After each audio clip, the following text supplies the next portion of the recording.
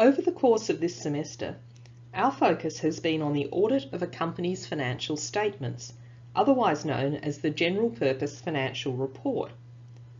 This traditional audit is fundamentally important to the functioning of the economy. In this week's topic, we examine some auditing and assurance services that are beyond the audit of general purpose financial reports. These other audit and assurance services, we will look at internal audit and performance audit, public sector audit and sustainability assurance, are all also important and economically significant. First, let us focus on some fundamental aspects of an assurance engagement.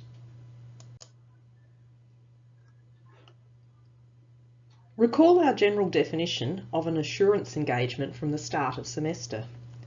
It is an engagement in which an assurance practitioner expresses a conclusion designed to enhance the degree of confidence of the intended users, other than the responsible party, about the outcome of the evaluation or measurement of a subject matter against specified criteria. Focusing on some key elements of the definition, the conclusion. This must be stated as the opinion in a financial statement audit. For other engagements, such as a review of interim financial statements or assurance of a sustainability report, it is referred to as a conclusion.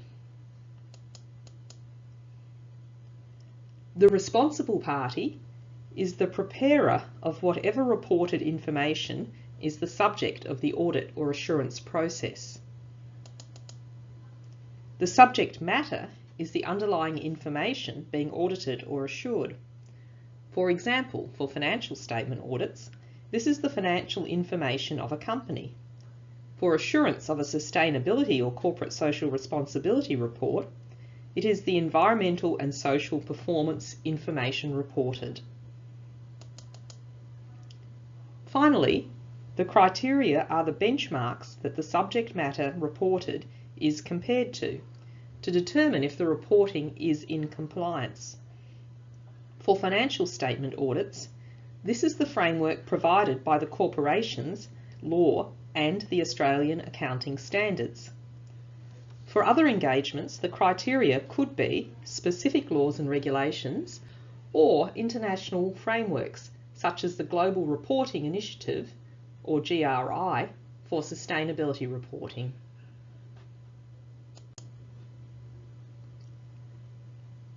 Under the International and the Australian Auditing and Assurance Standard Board's framework for assurance engagements, there are only two possible levels of assurance that can be provided. The first is reasonable assurance. This is a high level of assurance, but as we know, cannot be absolute or 100%. It is also known as positive assurance.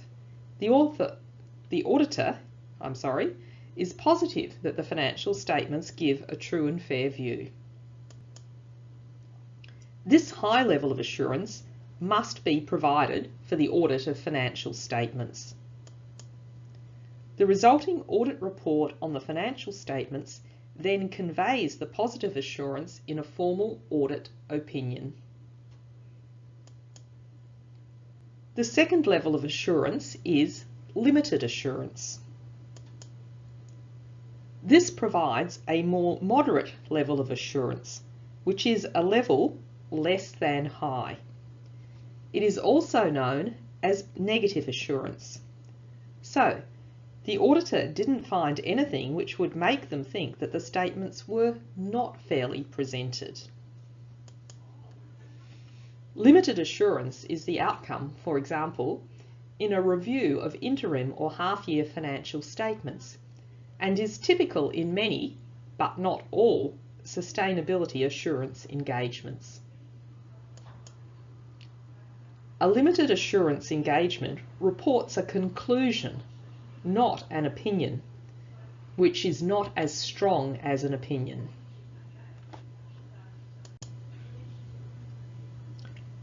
The key factor in determining which level of assurance is provided, whether that level is reasonable or limited, is the amount of evidence that is gathered and evaluated.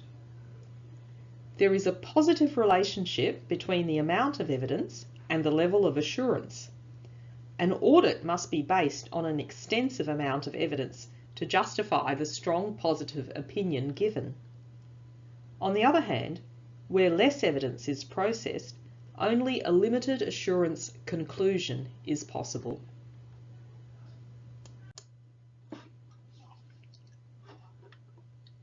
There are many types of assurance engagements, some of which are listed on this slide. First, audit reports of special purpose financial reports. These are less standardised than general purpose financial reports. They may be reports prepared under a different framework, such as the cash rather than accrual basis of accounting, or they may be required by a contract, such as a loan agreement. Next, other financial information. This refers to a subset of the financial information in the general purpose financial report. Examples include auditing the valuation of a loan portfolio or the adequacy of a particular provision. Under the Corporations Act, companies may send shareholders a concise report in place of a full report. The auditor must give an opinion as to whether the concise report complies with AASB 1039 on concise financial reports. An external auditor may be engaged to report on an entity's internal controls. This must be performed as a separate engagement and is much more comprehensive than the testing of controls that occurs in the financial statement audit. Compilation services involve compiling or preparing historical or prospective information for a client. This information is the representation of management. There is no assurance provided, as the accountant has just prepared the information and not assured it. Reviews, as noted previously, provide limited assurance, as they are based on limited evidence. The procedures typically followed by the auditor in a review of interim financial statements are limited to obtaining knowledge of the client and its industry, making inquiries of management, and performing analytical procedures.